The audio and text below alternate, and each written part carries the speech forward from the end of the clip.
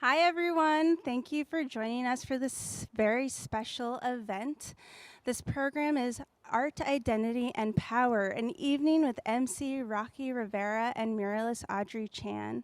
My name is Christina Hernandez Guerrero, and I am the USC Museum's Manager of Public Programs and Campus Partnerships. I'm so thrilled to be welcoming you from the USC Pacific Asian Museum in beautiful Pasadena, California. Tonight's conversation will focus on themes such as social justice, feminism, using art to empower diasporic communities. For this program, please feel free to type in your questions into the chat box feature below. But before we begin, Visions and Voices and the USC Pacific Asian Museum and USC Museums believe it's important to start all of our events by acknowledging the indigenous land that we share. We acknowledge that USC was built on the sacred land of the Tongva Nation. We honor the Tongva and all indigenous people worldwide.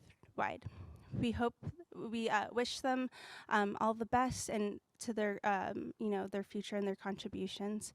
And now I'm so excited to hand this program over to our moderator, Adrian De Leon.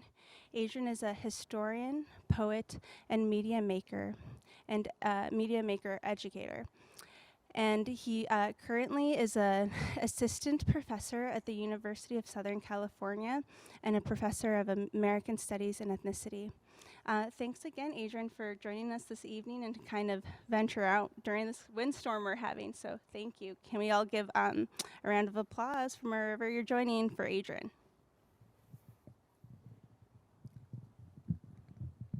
All right, let's get started. Hi, y'all. If this were in person, which we were kind of hoping it would be, we would be all in the courtyard, all 4,000 of us, or however many hundred of us. We'd be up on the stage. We'd be catered by an amazing Filipino caterer just down the street in Los Angeles, but we're not. So I'm seeing in the chat that like some folks are coming in from the East Coast, the Midwest, all over California. I think I saw someone coming from Tokyo, so just like feel free and put it in the chat where y'all are coming from. We appreciate your support. We appreciate your engagement tonight, and we hope we put on a good show for you. Let's get started. So I'm gonna introduce our two panelists, and then we're just gonna have a conversation about each other's art, each other's vision, each other's politics for the first 45 minutes, and then we're gonna kind of jump into a performance at the end. So first, Audrey Chan is a Los Angeles-based artist, illustrator, and educator. Her research-based projects use drawing, painting, public art, and video to challenge dominant historical narratives through allegories of power, place, and identity. She was commissioned by LA Metro to create a large-scale public artwork for the future Little Tokyo Arts District Metro Station opening this year in 2022. Recently, she was a visiting artist faculty in the program in art at California Institute of the Arts and the inaugural artist in residence at the ACLU of Southern California. And then to introduce our performer, Rocky Rivera, who is a rapper and performance artist from San Francisco. Her beginnings as a journalist for publications such as Mass Appeal, The Source, and Rolling Stone inform her music, which describes her progressive art upbringing in the Bay Area and blends social justice, feminism, and West Coast style hip hop into thought-provoking anthems with timeless appeal. Rocky has released 2 mixtapes, 4 albums, and 9 joint projects with DJ Rosa under the Rock and Roz series on Patreon. And so great to have you two here today. We've been planning this for a long time. Hopefully it was in person, but I think we're gonna have a good time nonetheless. How are y'all doing? Great. Wonderful. Thank you all for joining. I see you all from everywhere, from K-Town to Pasadena. Shout out to everybody. Yeah, welcome. Let's start with a fun question. Since we're sharing space as artists, we've got visual and mural art, and we've got rap, DJing, and performance art. We've been preparing for months, and in those months, we've gotten to know each other's craft pretty well. I want to ask you two, what do you love about the other artist's work that you want to share with the audience? In other words, how would you introduce each other? Oh my gosh, that's a lot of pressure, Adrian. You know, we just met, but I was able to get her last that Christina sent me the paper in the mail, and that it came in a newspaper looking print, and I was so confused because I'm a journalist, so everything in me is like, this is a newspaper, this is amazing, but it really was just the stories and images that Audrey had illustrated, and a lot of it talked about immigration. And as far as I know, Audrey and I are the same age. We are millennials. So we have witnessed many things happen, and including our own immigration and our parents assimilating in this country. And I grew up in San Francisco, California, which is very different from Illinois, but it feels like we synthesized a lot of the same cultural shock, watching our respective communities interact with trying to be American, what is American, what does it mean to be American. And so when I think of Audrey's work and when I see it, it's so clear and it's so impactful. And you don't have to like, it's not abstract in any way. You look at it and it's very similar to my music where I don't use a lot of abstractions. I am very clear in my messaging because I don't have a lot of time to waste. And so what I love about Audrey's work is that it's storytelling and through all these different mediums, through illustration, through the stories that she tells within the margins of, it's almost like a comic. It was like a comic that you made of watching your parents watch Tiananmen Square happen right in front of you. That was really impactful for me. So I would love to say that she's almost like the visual counterpart of my music because it's in your face. It's very to the point. It's very graphic and memey. So it's not like I have to sit there and try to interpret it, and it's powerful. So I would love to introduce her art in that particular way if I can. Damn, thank you. That's a huge honor to hear you say that. And listening to Rocky's music, it's like no matter what mood you're in or how low or how high you're feeling, it's just like you absorb power like while listening to her music. And like as an Asian American woman, it's almost like an out of body experience to see a Pinay woman owning her space, claiming space to see and be seen on her own terms. And it's just, it's so moving. And I really appreciate how Rocky is so like unflinching and unapologetic about like holding up a mirror to herself, to other people, and to society, and isn't afraid to like name the truth, even when it's really uncomfortable. And there's this notion of quote unquote staying in your lane. And what I appreciate is that Rocky actually has like made her own lane. And within that, she's able to talk about like conflict and rage and motherhood and colonialism and community organizing. And it's because she's like defining the space in which she's creating. And I also really think it's so cool how her music has like created community around it, and her fans just like rally around it because it's like their anthems. Mm-hmm. You can really like see yourself in the music. So I think Rocky's amazing. Yeah, I was bumping that when I was driving up the 101 on full blast, just to make sure everyone knew I was coming to Pasadena with Rocky's music in hand. I want to ask a follow-up question to Audrey. Can you tell us a little bit about some of your artworks and your art piece and how you want to talk about it with the audience for folks who are interested? Oh, sure. Well, the background that you see behind me is a mural that I worked on in collaboration with ACLU SoCal and community organizers called The Care We Create. And it's a 3-story tall mural on 8th Street that's about like the intersectional struggle for social justice in Southern California. And it has really direct messaging that came out of like the racial justice uprisings of last summer about like how so many public resources that should go to community support have been going to policing. And so it's both like meant to be a piece for the ages, but also like for the moment. And my work intersects with like identity and social justice, both in like intimate and more like public ways. Awesome. And for folks interested, don't forget to sign up to get some of these screen prints as well. Here's a question for both of you. One of the things that has earned a big fan in me in both of your works is that you both challenge mainstream ideas of what it means to be Asian and to be Asian American. Audrey, for example, the way that you challenge Han dominance and highlight what a multi-ethnic China really means and is all about for the diaspora is such an important set of conversations to be having right now. And Rocky, your focus on brownness and brown womanhood from the Philippines is something really close to my heart also as an Ilocano writer. Can each of you speak to what the margins and marginalization do for you in your art? Yes, the margins is where my people are. So I found myself in the margins. When you say margins as a writer, it's like literal, it's figurative, it's the places that people try to put us, it's the boxes that people try to put us in, it's the all-female compilations, the all-female shows, the all-Asian. It's the ways that people try to fit you in whatever category they feel most comfortable. And in hip hop, there aren't many categories. I mean, I still feel like there shouldn't be gender categories in the Grammys. You know, that's where I am right now. But that was going through all of the ways in which I felt excluded from hip hop, even though it was the American culture that really first adopted me.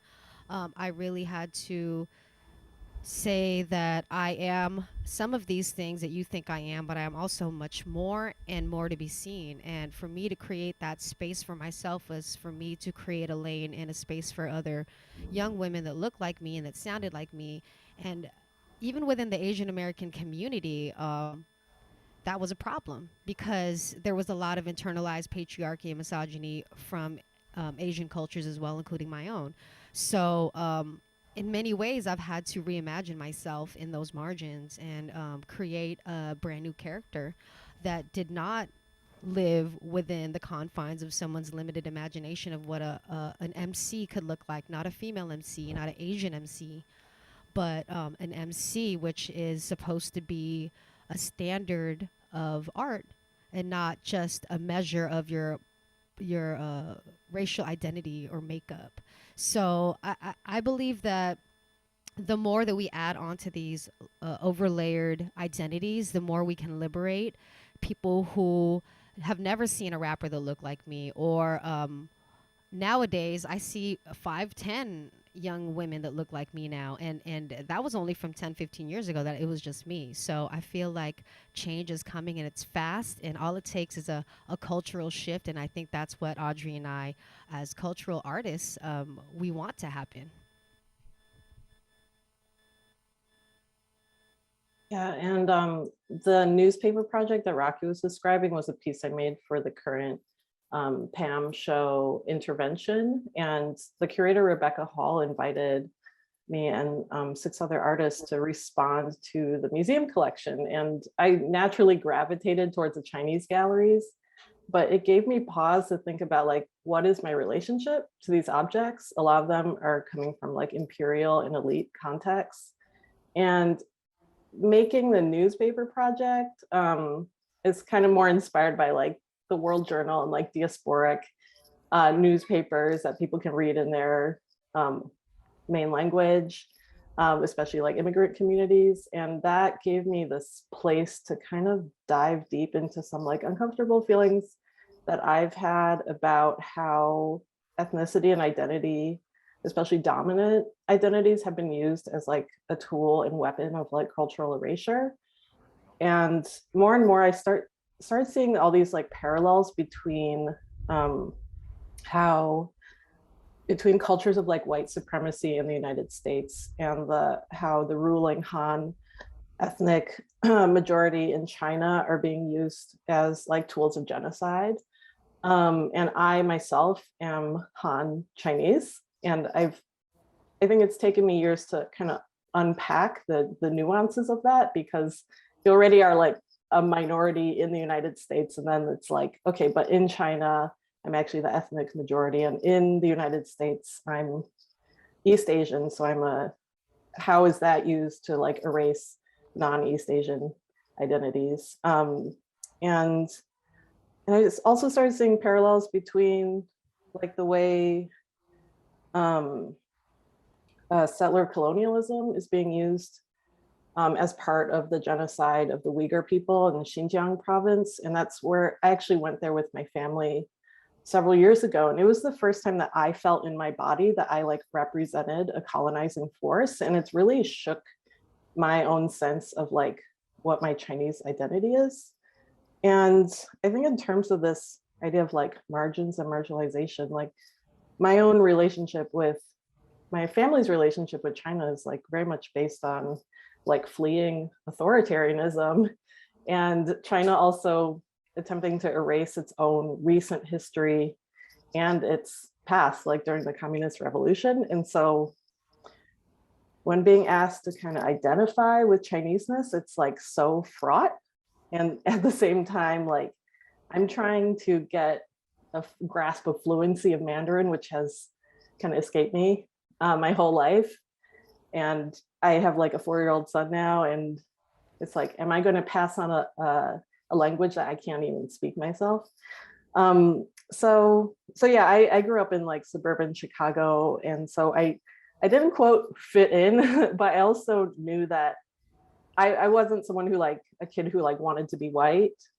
And I think my experiences of like anti-Asian racism when I was younger just basically like opened my eyes to the hypocrisy in American culture, which like uplifts diversity, but also like harbors all these resentments that go spoken and unspoken.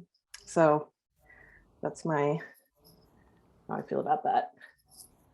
You know, I find the way that both of you articulate, you know, your place within, you know, respectively Filipino and, you know, Chinese diasporic communities and your relationship with the homeland to be really interesting and really impactful and empowering, you know, to show us that, you know, being artists, minoritarian artists, is also an ethical relationship, right? An ethical relationship with ourselves as displaced people, but also with other displaced people and dispossessed people. And speaking on that topic, as muralists and hip hop artists, your work also shares space with Black art. So can you tell us about what Black artists do to inspire your practice, and what can being in conversation with Black art do for Chinese and Filipinx communities in the United States? Well, first of all, what I do is a Black art. Hip hop is a Black art. Everything, every skill and every piece of culture that I learned was through hip hop as far as becoming an artist. And sometimes there are people in my audience that wait for me to say that and feel actually relieved when I say that, because there's an expectation that I, as an Asian American woman in my own privileges, am enough of a spectacle to take the attention away from another person who might not look like me or might be a young Black woman instead, because I'm an Asian American woman rapping. And so I have to remember within intersectionality where I lie as well. And even though it was harder for me as a Pinay rapper, that if I ever was on a blog, people would look at me as an anomaly, I still have to name my biggest cultural influences, which are all Black artists. And what's wonderful is that when I came here to, as a 4-year-old from the Philippines, you think about the Philippines, and the Philippines, they love pop culture from the West. They sing every karaoke song, they know every single thing. But when I came here, it was when hip hop came to the West Coast. So it came to the West Coast in 1982. And so I was born in 1982, but I came here in 87. So for me, it was perfect timing for me to come to California, be hip hop dancing with my sisters to Salt and Peppa, be dancing to Queen Latifah, basically the golden age of female MCs. As a child, and seeing that all over was so impactful for me, because I did not fit in with white America. I did not fit in with my white classmates. And as a military kid, it was very strange growing up in a community where it was diverse. But once we left the military base, we saw immediately how segregated it truly was in San Francisco. Even within a diverse community, there is still segregation. So the word diversity is really different, right? What I'm looking for more so is polyculturalism, because for me, I cannot be an artist speaking about my Filipino experience without what I learned from Black culture, and that is the rhythm, the sound, the beat, the bars, the measures, the cadences, the delivery, the accent, the way that I say y'all, the way everything is influenced by the migration of Black folks from down south, namely from New Orleans and Texas up to the Bay Area. And it took me going through ethnic studies to learn that.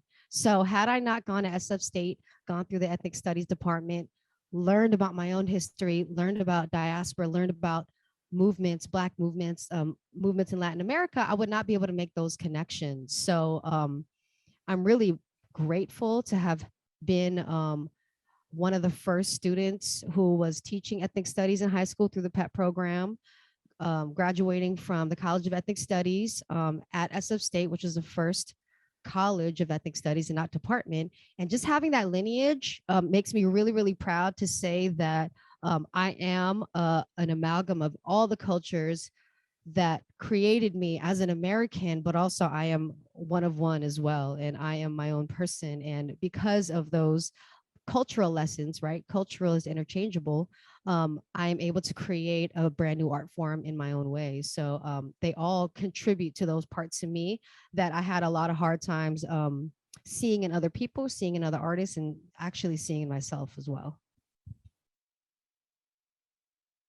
That's amazing. And I had like so few visible examples of like Asian American culture, whether it was like pop culture or diasporic, like contemporary art when I was growing up. And I think one of my first experiences of seeing contemporary art at the MCA in Chicago was seeing like an exhibition of their collections. And there are these pieces by Carrie James Marshall, painter, and artist Adrian Piper, a piece of hers called Cornered, that like seared into my brain. And I just like have carried them with me for decades, like through now. And I'm a strong believer in that you have to like keep the teachers close as they come to you, whether or not like you're ever in the classroom with them. Sometimes it's just like their bodies of work that can just like change your brain chemistry. And I so appreciated like the directness of their voice and how they dealt directly with like racism and American history and identity in these ways that were extremely expansive and sometimes confrontational and sometimes lyrical. And I feel like with contemporary art, sometimes like learning about someone's work is like another tool, conceptual tool in your toolbox, because they've like paved the way. And someone whose work I've really like become attached to over the years is Faith Ringgold. And like whether it's her like storytelling quilts or her children's book or her paintings about like racism during the civil rights movement, I really look to her. But at the same time, it's like you often like don't see Asian American representation in that work, nor necessarily should there be, I don't know. And so that leaves a kind of void to fill and like a torch to pick up. And in terms of my work in muralism, I'm extremely indebted to like feminist muralists of color in LA, especially Noni Olabisi, who has this incredible Black Panther mural in LA, and also Chicana muralist and activist Barbara Carrasco and Irena Cervantes. And I've had the honor of dialoguing with the three of them. And it's just, sometimes you meet the most important teachers that affect your work, like once you're outside of school, like outside, like when you're out in the world and you find places where you intersect. And for myself, like, I think even more, as much as like other artists, I've really learned so much as an artist from organizers. And I've been lucky to work with the late Skid Row activist General Jeff, who was one of the people I dialogued with for the LA Metro Little Tokyo Arts District station. And for the ACLU mural, I got to portray and collaborate with the organizers from Black Lives Matter Los Angeles. But I think something really interesting about that project is that it was a really multiracial group of people that came together to make that project happen. So the people behind the scenes and in the piece itself were Black, Latinx, Asian, white, Indigenous, you know, from the fabricators to the people in the organization. So I think it's been extremely important for me as well to be in spaces that aren't monocultural.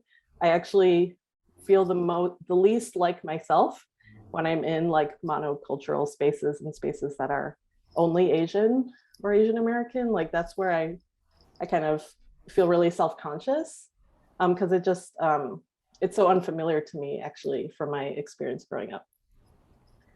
But I think any efforts that are happening in terms of like building coalition between communities of color right now are like building on traditions whose stories like aren't told enough about how movement building has necessarily happened like between communities. And it's kind of like this overarching media narrative that our communities are like primarily pitted against each other because like maybe it doesn't make as compelling a story to say like actually organizers are dialoguing and finding points of commonality and working together. So I have a couple questions from myself, and then we're going to open it up to audience questions. My second last question is, as feminist thinkers, as mothers, as artists, both of you make works that, one, recognize that the countries and political systems you respond to are also violent patriarchal systems, and number two, in response, both of your works center matriarchs and matriarchies in different ways. What does mothering do for your practice as you make art that is also political critique? Well, there's a line that I say, I'm a soldier to the people, I'm a sister to the struggle, I'm a mother to the movement, I'm a wifey to the hustle. So in some ways, I reinterpret those gender roles that people put on women and take them out of the domestic roles that we are forced to do and say that I'm a mother of a movement, and I'm a sister to the struggle. And in many ways, as a woman, coming into a male dominated field such as hip hop that is so aggressively masculine, I've had to almost in the first 5 years of my career had to don the uniform of a similarly aggressive space taking person who wanted to make sure that I had the same kind of mind frame of like, no one is going to give this to you, you have to take it. And so in many ways, feminism has given me righteous anger because once I directed that anger instead of to people that look like me or other rappers or even some fictional enemy, I was able to point my weapons, which is my mic and my pen, at the true oppressor, which is what Bell Hooks likes to name as white heteronormative patriarchal supremacy or something like that.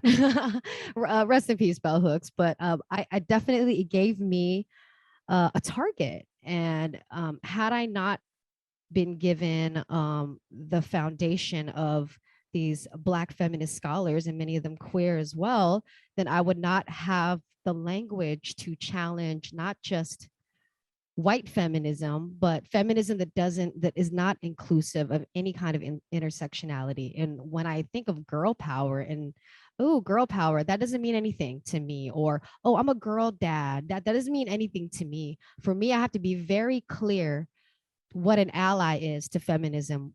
How do you show solidarity to people like me? Because symbolic and cute and consumerist feminism is not furthering the struggle. And I have to name that very militantly. And I'm glad that this is the perfect art form for me, because I can use my anger and my passion and my revenge, truly, to be able to say that my anger is justified. And so, what I'm wearing on my shirt right now is something that I collaborated with Feng Huyen, and it's Kali Ma, and she is a righteous, great protectress, a mother, fearsome, and also simultaneously loving and protective and warm. And I know that we have these relationships with our mothers and our grandmothers that we wish that we could have warmth and love, but instead we are met with, don't do this, act like this, make sure you do this. And in many ways, I wanted that warmth from the matriarchs in my family, but what they were teaching me was survival in a society that does not want you to be more than what you are as a role to your family and to your partner. So in many ways, the anger that comes from me is like intergenerational, because my mother, my grandmother, and my great grandmother were not allowed to share their criticisms for fear of punishment from their partners, from society, from the patriarchy. And so when I come out, and there's this out of body experience, like Audrey mentioned, it really is the pain and the trauma, the intergenerational trauma of patriarchy that I am calling to the ancestors for. And that's why many of my fans, male and female, truly feel like it's medicinal to them, because they are hearing from something that they don't often see or hear in the mainstream.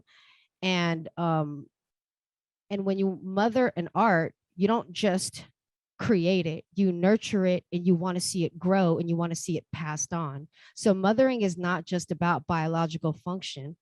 Mothering is about making sure that whatever you create is not just sustainable and healthy for the environment, but is a way for other people to directly benefit and grow based on your experience. And I think that hip hop can be very destructive, but the women in the space right now are creating a real foundation for that to continue for many more young Asian American rappers like me. So hopefully they feel more comfortable than I did coming out 10 years ago. Thank you so much for your righteous anger, Rocky, from myself and all fellow mothers.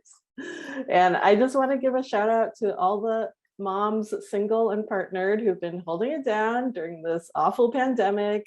You can tell a lot about how a patriarchy functions by how it treats mothers, women, LGBTQ folks, and it's just people are being run through the gauntlet right now. And I think it's always important to not normalize how violent, systemically violent our culture is towards people who give care.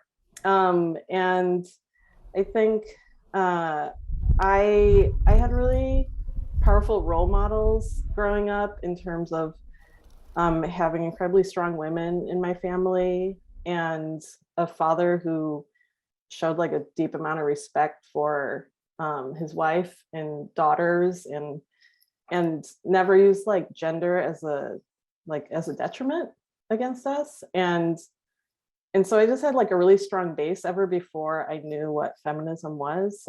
And my maternal grandma is an ever-present muse in life and after her transition in my work. And I feel like a lot of the aesthetic I work in now comes out of work that I did to communicate with her memory. And that work came about so confidently and so intuitively that I was kind of surprised by it sometimes. And I try to bring the energy from that work into my other projects.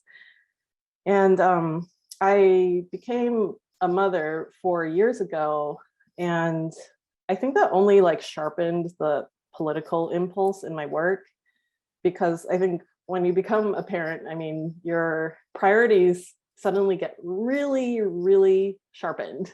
in terms of like where you want to put your time and energy.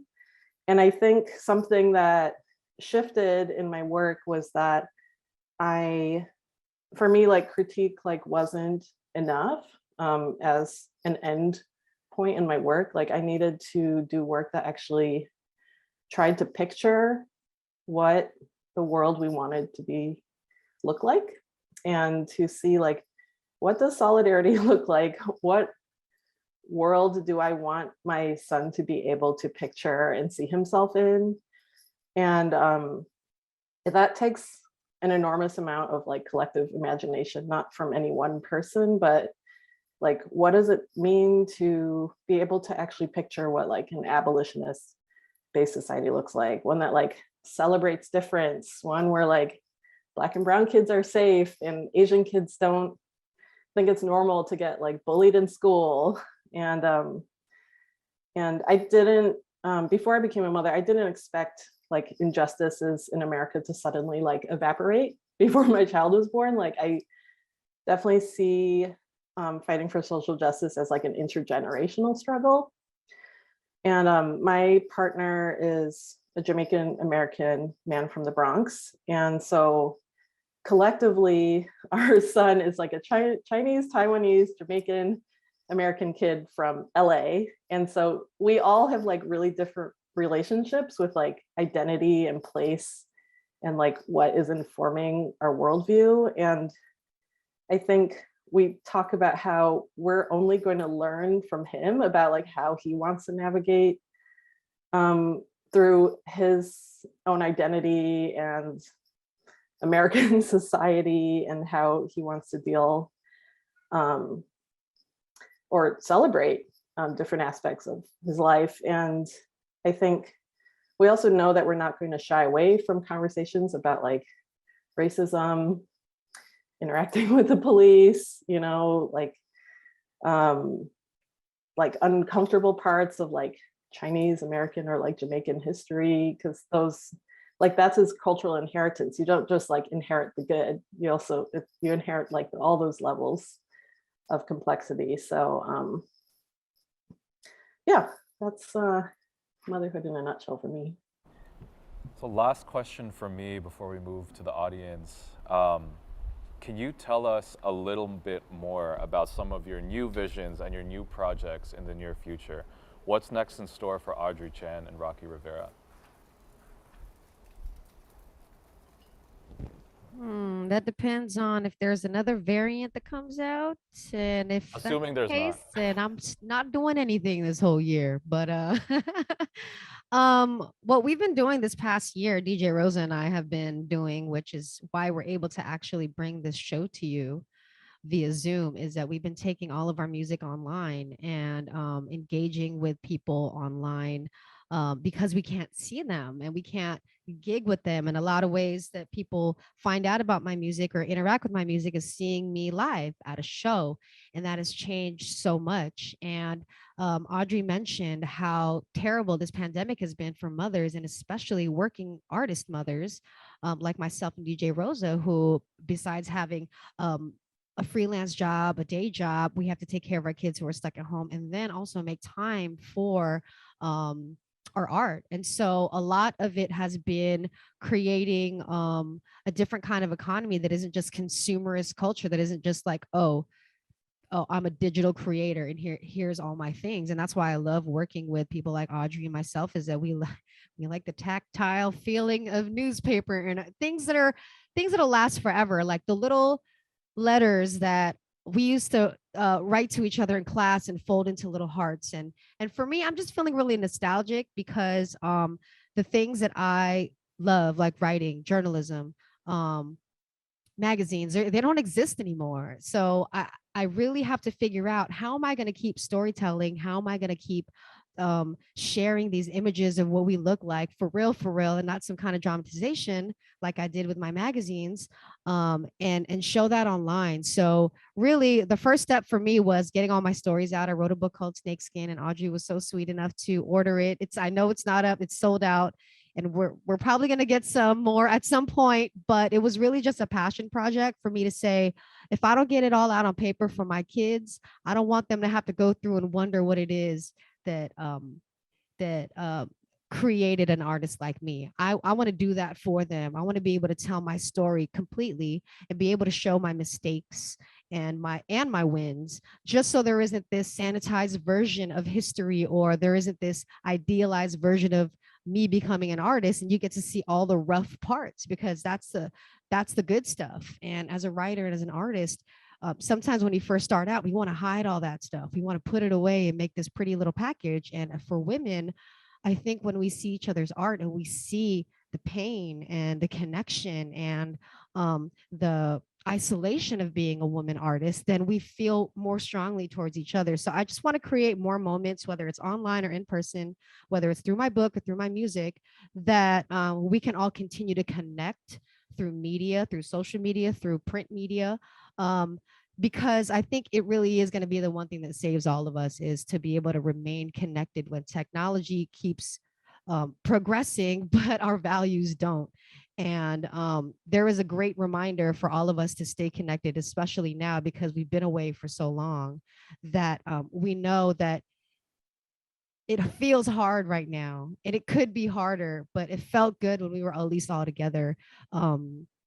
In solidarity and struggle. So this year, I definitely, if I'm not back on the road, then you're gonna have to find me on Twitch or my Patreon, because like I said, that was my livelihood. And for a lot of people, working class people especially, that this pandemic is not over. And so hopefully this creates more artists, but also hopefully it doesn't snuff out the artists that were already here. And we have to really make sure that we protect that fragile ecosystem, because it really is the key to all of our liberation is a cultural shift. And we know how quickly things can change when everybody gets on board. Even in the past 5 years, social media has helped us with that. But I'm hoping that through our art and our contributions to art, that we can hurry up that cultural progress along with that technological progress. Yes, I highly recommend getting Rocky's book when it comes back in stock. I think your memoir is like a real act of generosity to your child, and to like share it with the public too, because it's really powerful to like take a look back at your own growth and to like own all the different steps it took to get to where you're at right now. And in terms of my 2022, I just started a fellowship. It's called Artists at Work, where myself and rapper Jason Chu, who's also from Chicago, but based in LA now, are going to be collaborating with the Japanese American National Museum and Asian Americans Advancing Justice, to work on projects that respond to the crisis of anti-Asian hate. And we don't really know what those projects are going to look or sound like right now, but something that I really appreciate about the opportunity to work with them is that I think as an individual, it's such a traumatic thing that's going on right now in our communities. And these organizations have like been doing so much incredible work, like building community, supporting community. And part of the work will be about educating people about like community resources, like mental health support, education, telling our nuanced stories so that we're not all like flattened in the process of building solidarity, and like celebrating our difference and our nuance.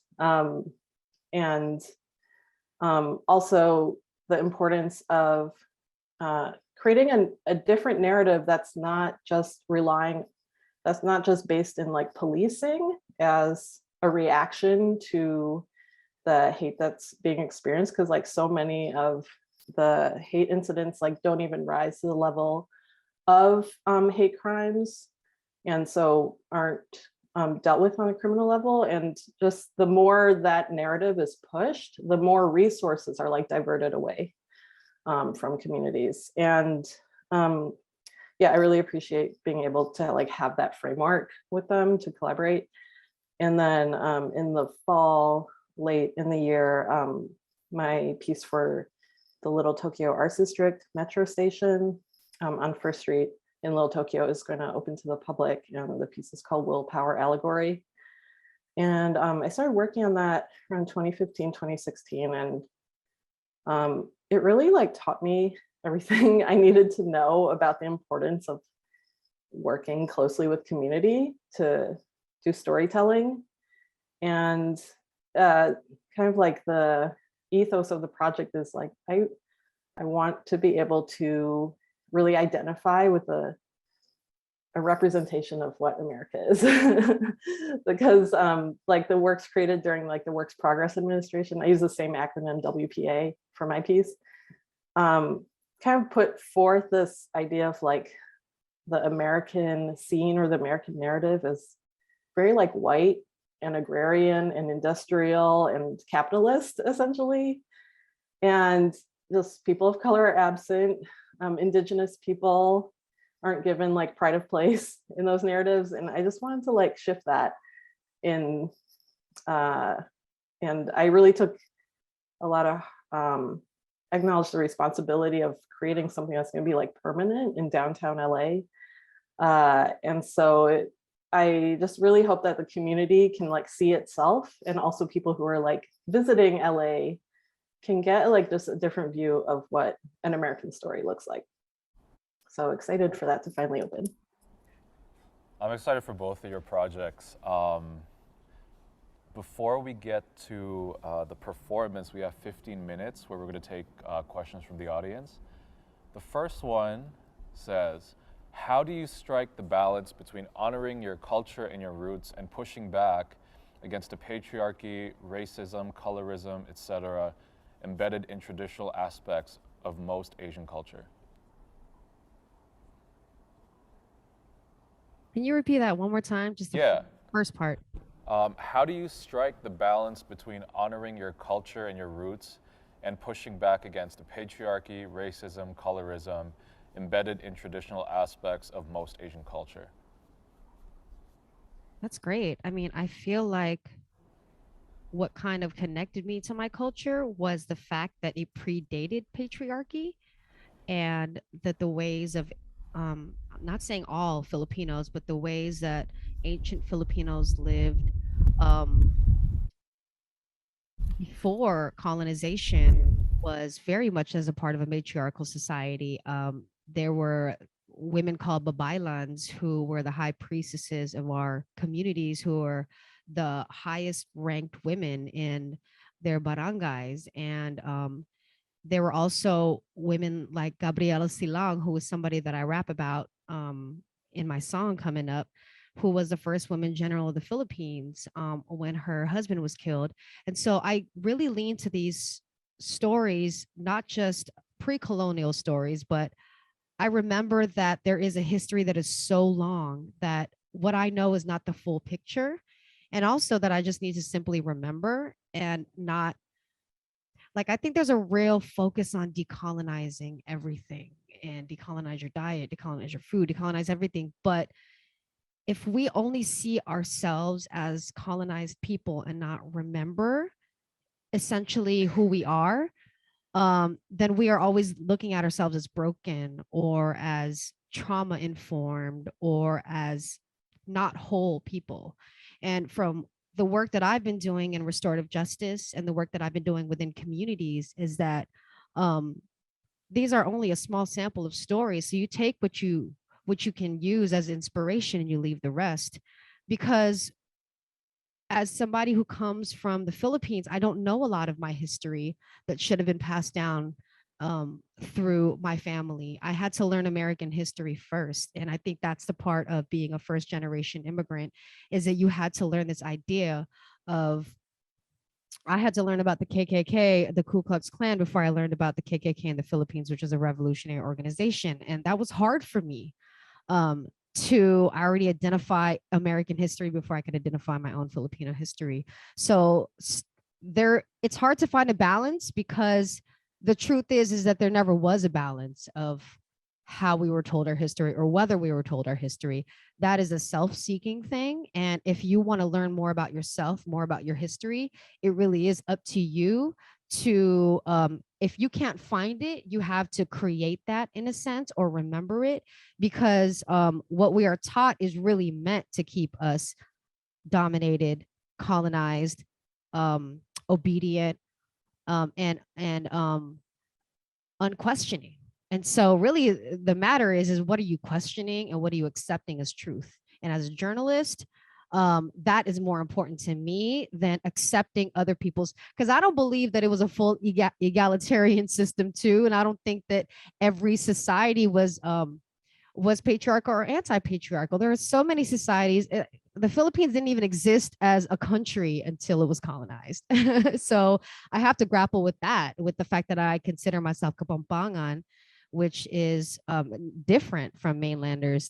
Is different from the other dialects. It's not even a dialect. It's an actual completely different language. And so even just learning that was very empowering, and really understanding that, oh my God, this entire time my view has been obscured, this understanding has been obscured, and the only people that can lift that veil is me and my own soul searching. So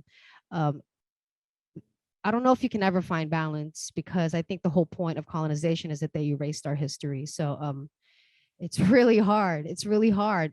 Balance is elusive, and I don't think that anybody should seek to seek to find balance, because I think people should find harmony in what they do. I think that's much more important, that it that you are able to find what sustains you and leave what doesn't. Right on. I in terms of connecting with like Chinese culture, it's extremely intimidating because it's like 5,000 years of civilization. And so I'm never going to know all that there is to know about Chinese history. And it's so easy to like lose oneself in that narrative.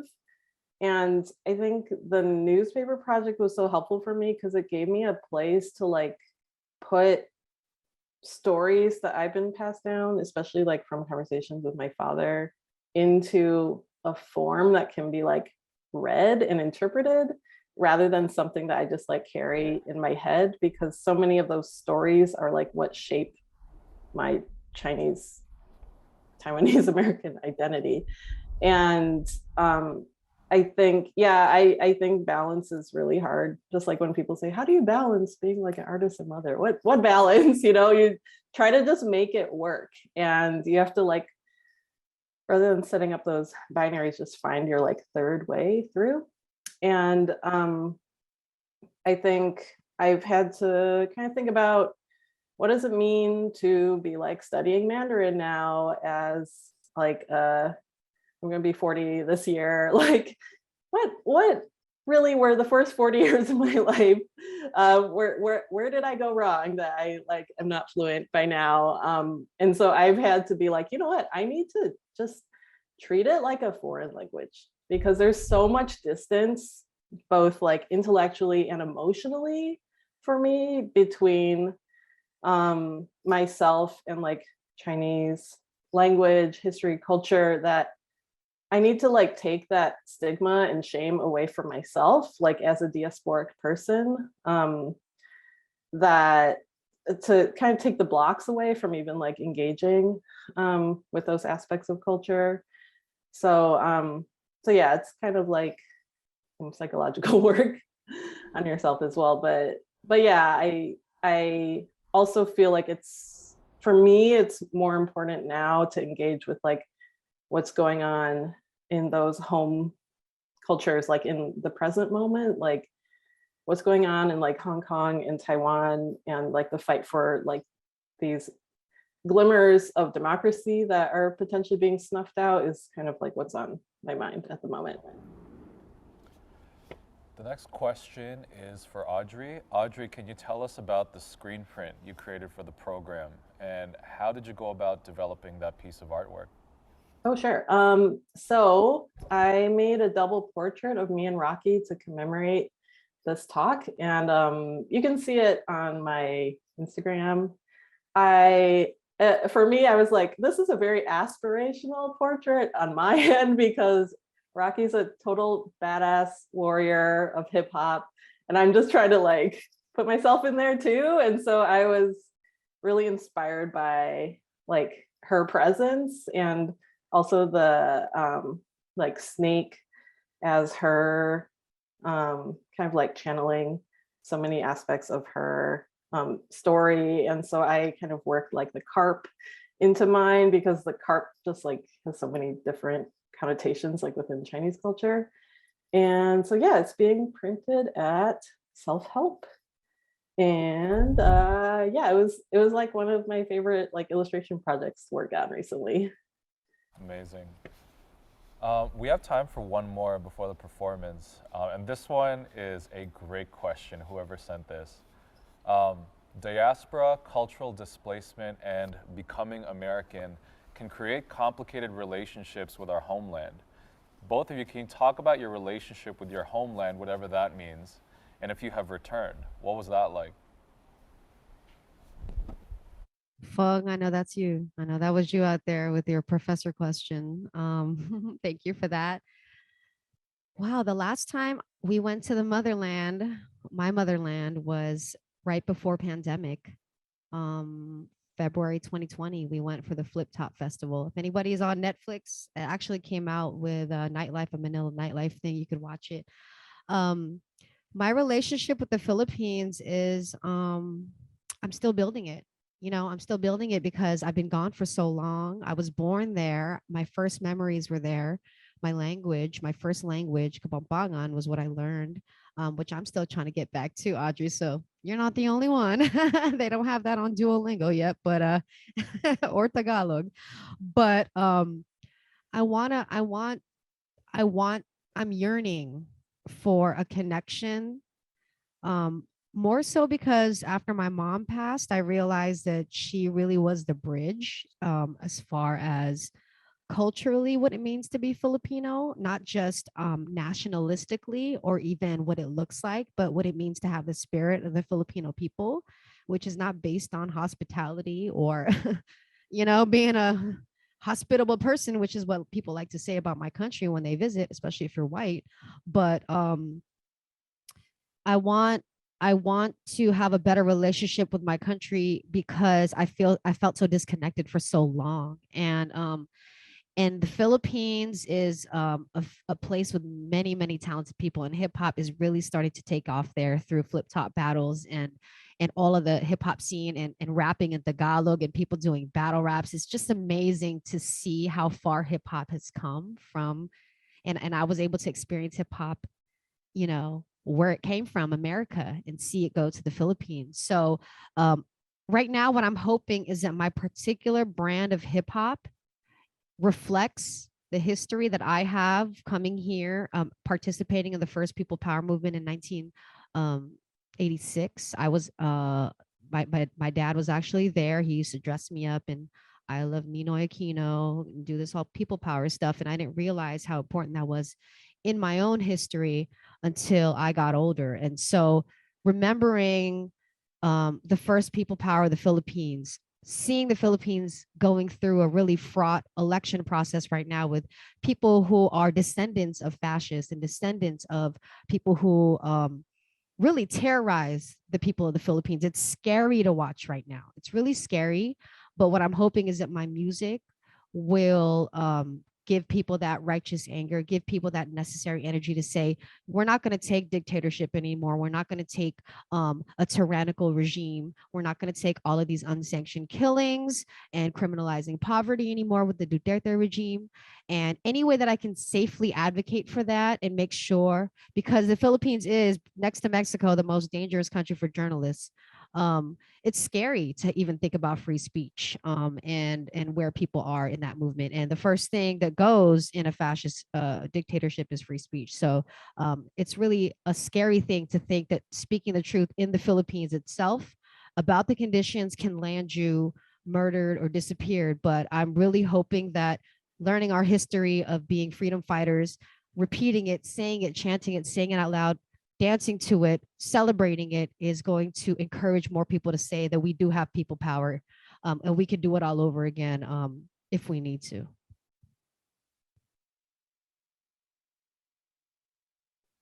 I'm actually going to speak to what's going on in the chat box. There's a question about how to improve Black and Asian community relations at this time, because we're often like pitted against each other. And I think that's extremely important question. And we're at this moment where it's like people just got to show up for each other. And within our own communities, we have to have those dialogues that are about addressing like anti-Blackness in the Asian community, like intergenerational conversations around that. Talk about how supporting a culture of policing is supporting a culture of white supremacy and how that's working against us. Black folks should be showing up for Asian American folks, especially at this time. And we're just like at such a crisis point that it is those like basic interactions and like statements and like showing up like emotionally, physically for each other that is really important. And I know like LA as a city has been going through it for generations, you know, but it's also important that we don't forget about those points of intersection, like for instance, between like the Japanese American community and the Black community in Crenshaw, like before World War II, how those relationships got like severed by internment, you know, and places like where we have shown up for each other. And like I look to organizations like grassroots organizations like J-Town Action and Solidarity, who are showing up for like the unhoused community in Little Tokyo, and like the End Police Association's coalition, who they're like a very multiracial coalition that's organized by Black Lives Matter Los Angeles. And like, so I feel like the work is happening and we just have to like each find our ways to like plug into it. And sometimes it's about finding people that you're comfortable organizing with and also being okay with feeling uncomfortable too. Before we move to performance, Rocky, did you also want to respond to the additional question? I wanted to give you space for that too. Oh yes, and I take it very personally because a lot of the incidents that have happened have been in my hometowns of San Francisco and Oakland, which is really jarring to me because you would think that with such a history of cross community organization as in Oakland with the Black Panthers and in San Francisco with the Third World Liberation Strike, that it would be the last place that it would happen. But it just shows you that the mental health crisis that's happening right now is being ignored as well. So when you look at Stop Asian Hate, or when you think of these slogans of stopping the violence, it's easy to say, but it's hard to do because it's a multi-layered problem. Because when you criminalize poverty and you criminalize mental health, then it's basically just all out war. And growing up in San Francisco as a young girl on public transportation, I really had to make sure that I was safe and, worry about my surroundings. But at the same time, it's like you can't take other people's narrative that people are out to get you in a certain way. Because in many Asian communities, that's a warning. Like, don't go into this neighborhood, don't go here because it's not safe. But in reality is that it's our communities are only as safe as we engage with them. And so as a community organizer, for me, organizing young people in East Oakland for 5 years was life-changing for me. It was life-changing for me because not only did I see the beauty of Oakland and the legacy of diversity in Oakland, but I also learned about restorative justice. And restorative justice is a practice that was learned and created by Indigenous folks, where we just literally sat in circle with each other and shared. And it's as simple as that. It's really something as simple as that, as far as leaving your community, being uncomfortable, engaging in those uncomfortable questions, but also being willing to sit in circle with people. And I think that when you leave your bubble, when you leave your privilege, when you organize outside of your race and you stop looking at everything as in silos, then Audrey's right. There's hella people doing work. There's work that's happening at this very moment. There's work that was happening before that hate incident happened that we need to be highlighting. So when I was able to donate money to stopping Asian hate, I didn't donate it to a policing force. I didn't donate it to like these Chinatown boys that were going around walking people home. That's not where change happens. I put it back to the cross coalition building, youth organizing that I did after school in the after school program, and I put the money back in the community because giving students the language of what community is and empowering them to look out for each other and not just their own community is really where it starts. And it also starts at home of saying, this is my community. It isn't a community within a community. We need to understand that is that this is our community, and we cannot continue to not engage with each other and live next door to each other. Like that needs to stop. And so whether it's the cultural barrier, the language barrier, we need to really look at the real target, which is white supremacy, white patriarchy, and a police state. And we need to not be agents of that when we talk to each other, when we deal with each other, because unless you know what that is, you will likely perpetrate that behavior to somebody else. So really, it's more about checking yourself and saying, what anti-Black tendencies do I have?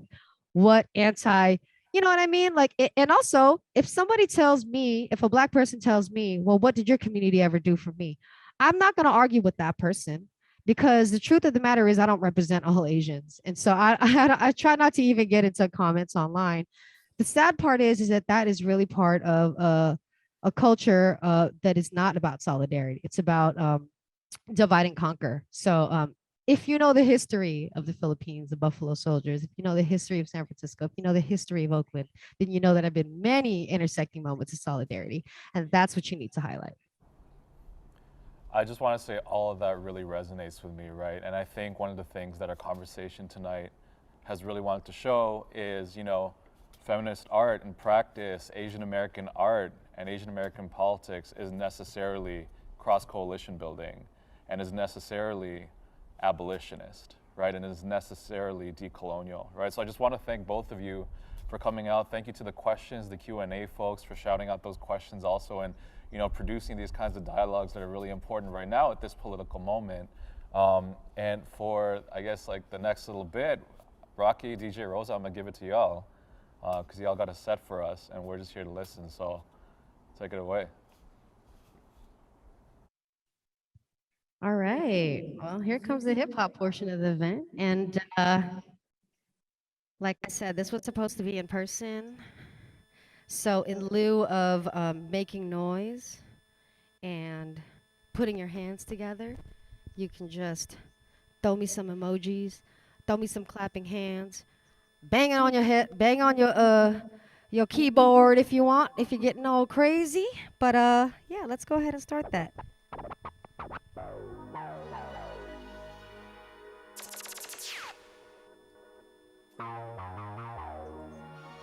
Rocky Rivera.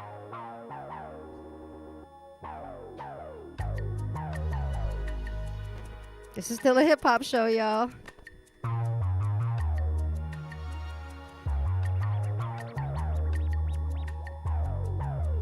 Picture perfect, I paint a perfect picture with precision on my wordplay. Fuckin' when these herbs say something about my curse words. They just wanna pick fights. Say it with your chest, ho. Always choose my words right. I'm nobody's archetype. I just speak my truth, yo. Illy with these similes, ready with these metaphors. Fuck a meta narrative. When I give my testimony, never been a grad school, but master of the ceremony. Never been to Catholic school, and I lost my native tongue. I'm trying to find my way, where the hell I'm coming from. Follow at your own risk. I be on my own path, not the one you waiting for. I'm the one that's late to class.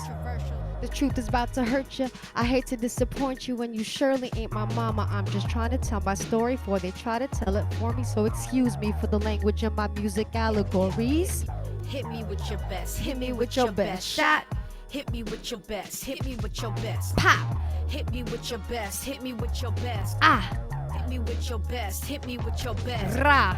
Hit me with your best. Hit me with your best shot. Hit me with your best. Hit me with your best. Pop. Hit me with your best. Hit me with your best. Ah. Hit me with your best. I'm nobody's savior, Professor Xavier. Fuck respectability, rampant misbehavior. All up in my lineage, all up in my DNA. How you think I overcame the obstacles that's in my way? They just wanna box you in, warn you if you cross the line. You ain't really rapping. If you ain't rapping, it's double time. You ain't for the people if you problematic when you rhyme. Like I can't evolve without you digging up old tweets of mine. They wish that they could call you out with some more dirt. I graduated public school, did my homework, so I will never let them hurt me. Get your facts straight. I can grow from my mistakes, don't instigate. You got no right to burn down what you ain't built. Try your best shot, make sure that you aim still. Most of y'all act brave, but you ain't real. Hating on the low, something that I can't feel. Hit me with your best. Hit me with your best shot. Hit me with your best. Hit me with your best. Pop. Hit me with your best. Hit me with your best. Ah. Hit me with your best. Hit me with your best. Rah. Hit me with your best. Hit me with your best shot. Hit me with your best. Hit me with your best. Pop. Hit me with your best. Hit me with your best. Ah. Hit me with your best. Rah. That's for all them haters out there in the internet comments. A little piece of that lyric was in our print, so thank you for using that, Audrey. All right. Just a little story about where I came from, San Francisco, California. A lot of Filipinos feel the same way. I know y'all might be in your jammies at home or whatever, but you could two-step if you standing up. You're probably not, though.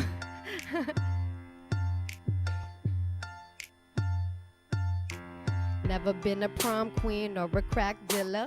Run away, hit a stay, ill a pop killer. Round the way, girl, smarter than the average. Freedom over hustle over marriage. Daddy was a sailor in the military. Let's do that over. It keeps skipping. No. This is a live show. This is a live motherfucking show. If it keeps skipping and I can't catch it, we're gonna do that one over. Let's do that over. Rocky Rivera.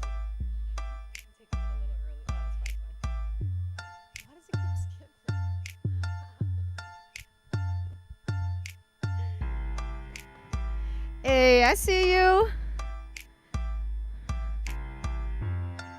Yeah. Never been a prom queen or a crack dealer. Run away, hit a stay, ill a pop killer. Round the way, girl, smarter than the average. Freedom over everything, hustle over marriage. Daddy was a sailor in the military navy.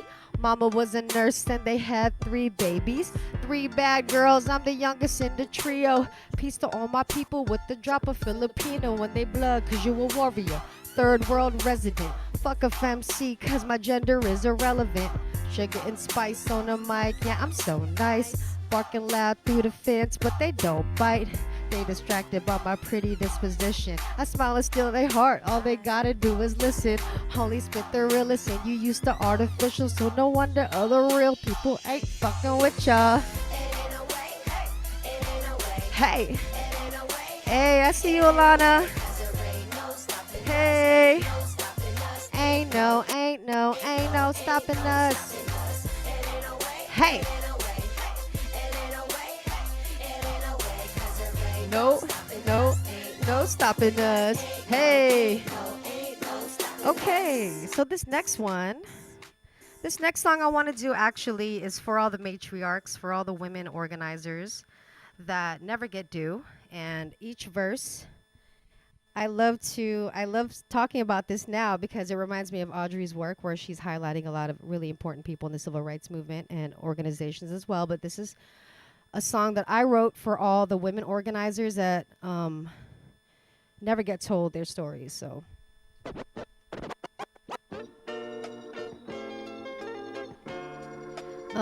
Yeah.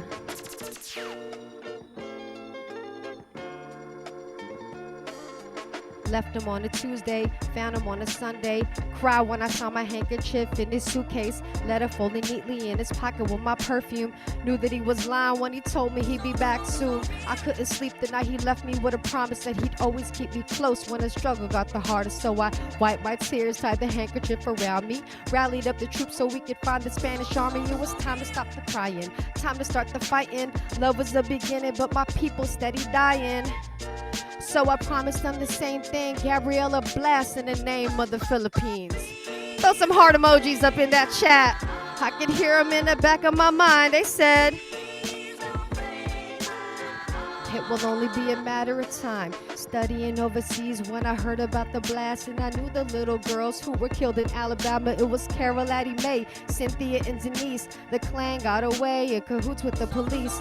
Knew that it was coming when the Panthers started forming, so I booked the first flight to the States in the morning to show them my solidarity. Tightened up my afro, books in my hand, revolution in my heart. So I used my education to combat the injustice. More than Malcolm X and Martin Luther in the trenches. Sister soldiers, put your rifles up. Angela Davis ride when the Klan try to light us up.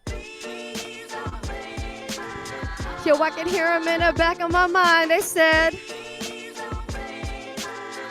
it will only be a matter of time. They said, throw every single damn motherfucking heart emoji in the goddamn chat right motherfucking now, please.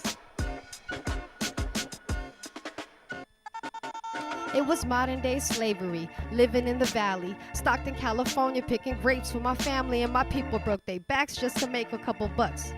While the whiteys in the town ridiculed us in their trucks, so I shouted to my people, let's stop that real quick. Let me do this one a cappella.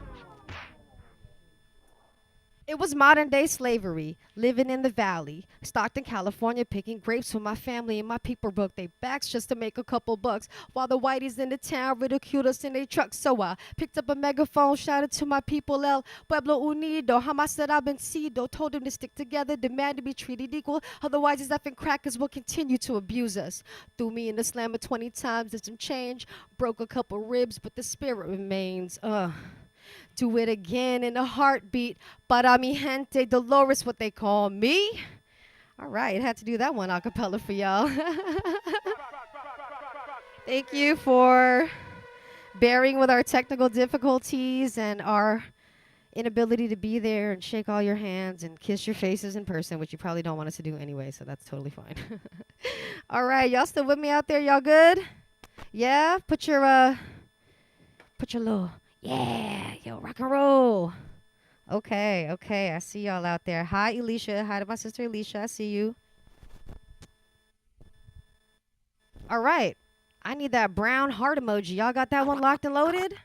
I'm a brown skin lady with a brown skin baby, and I'll keep making more. I'll keep making more. I'm a brown skin lady with a brown skin baby. And I'll keep making more. I'll keep making more. I'm a brown skin lady with a brown skin baby, and I'll keep making more. I'll keep making more. I'm a brown skin lady with a brown skin baby, and I'll keep making more. I'll keep making more. Brown is the color of my hair. Brown is the color of my lover boy stare. Color like a truffle with the hazelnut cream. Brown skin baby with the light skin dream. I was once told brown wasn't pretty for a lady. Had a parasol ever since I was a baby. Mama, but I love to play rough, and it wasn't no fun. My family from a region where the Spanish occupied. So my people light-skinned over there, here's why. They mingle with the women, it was more like rape. So I got that Andalusia in my blood anyway. My cousins hella brown, and they treat me real nice, cause they bronze and I'm 24 karat gold light. Philippine, Polynesian, Indonesian traits, but we all sailed in from Africa anyway. That's why if you travel all the way to my home, see a bunch of natives on the side of the road, sipping on that brown fire water in their palms. Just another loss of a brown skinned god. But I keep making more. I keep making more. I'ma keep making more. I'll keep making more. Throw them brown heart emojis up in there. I'ma keep making more. If brown is wrong, I don't want to be right. Jesus Christ, amen. I don't want to be white, but every hero to the story, why they got to be white. Think it's time everybody stop being polite. Only speaking on facts. It's all over the news. Another brown man dead over motherfucking shoes. Laughing to the bank while we murder our own is another form of brown population control. Open your eyes and maybe you find that we worship the sun since the beginning of time. And while these light girls tan and these dark girls bleach, I'm a brown girls darker than a pink.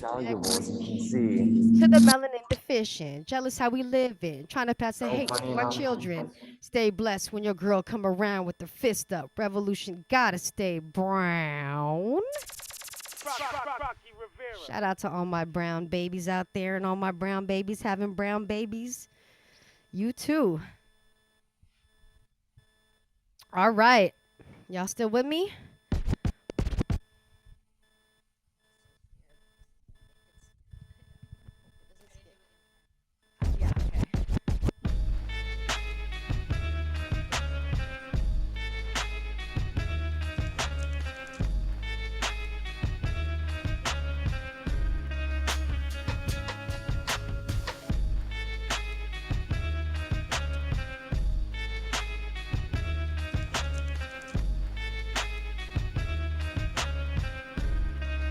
Uh. I ain't a killer, but don't push me. Birth the universe, it's the power of the pussy. And even if they had $1 billion, I would never give the pussy up to a misogynistic rapper. They was probably ugly as a kid, hella chubby. Only girl he ever took to prom was his cousin. Now they acting bitter and they writing in a song like they been waking up with 2 women all along. I'm the next supreme. I'm the next supreme. Word to the queen by any mean. Murder scene, pussy kill, pussy kill. I'm a savage with a slit, a countess with the killer ammunition in the clip. Cause pussy only power when you hold a tight grip. Never give the pussy up till they bow and worship. He gon' want the pussy now, but he don't deserve shit till he put himself to work and he willing to commit. Come on, y'all.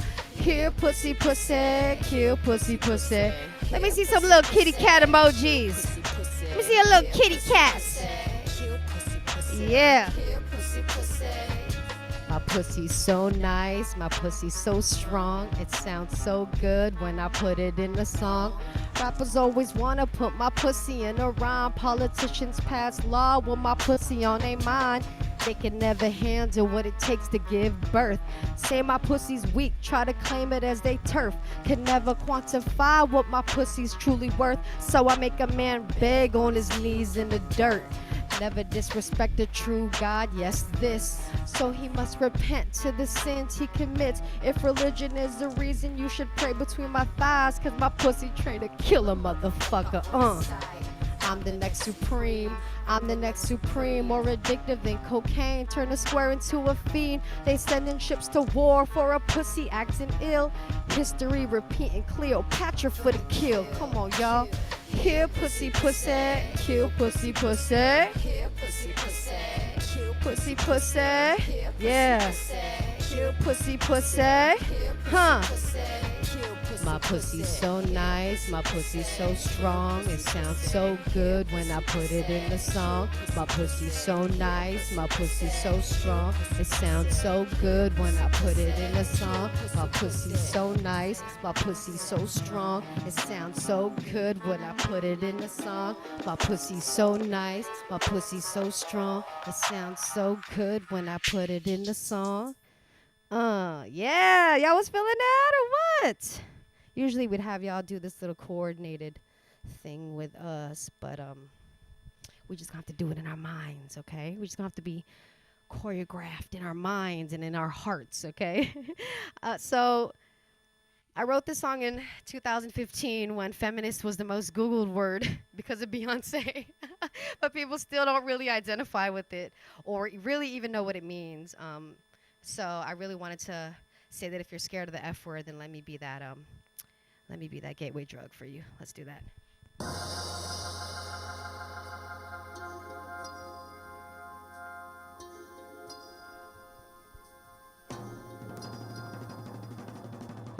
You think I live happily ever after?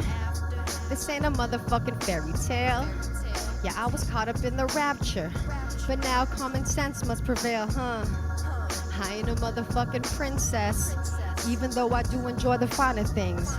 Rather be a pirate in a red dress with a treasure chest. Fuck a diamond ring, but I'ma probably get married.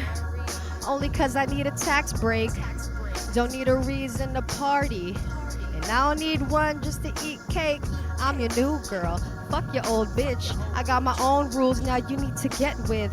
About time a brother got with the program. No sir, yes sir, no ma'am, yes ma'am. But it's more than just etiquette. See, I'ma turn you to a feminist. I'ma show you how good it is to have your woman on top, handling biz, handling mine. Ain't nothing wrong about it. Tired of talking about it. We need to be about it. I'm liberated, ain't nothing you can do about it. I'm liberated, ain't nothing you can do about it. How many times I gotta tell you? I ain't impressed with your pedigree. I ain't a motherfucking debutante, but I appreciate the chivalry. Rather have it that you treat me like an equal. Introduce me when we chillin' with your people. Let them know I was the one who held you down with a day job. When you dropped your first single, I don't tolerate that fake pimp shit. Coward ass, flashy lip, dick shit. If you rap about fellatio again, I'ma come to the conclusion that you're really on some simp shit. Huh.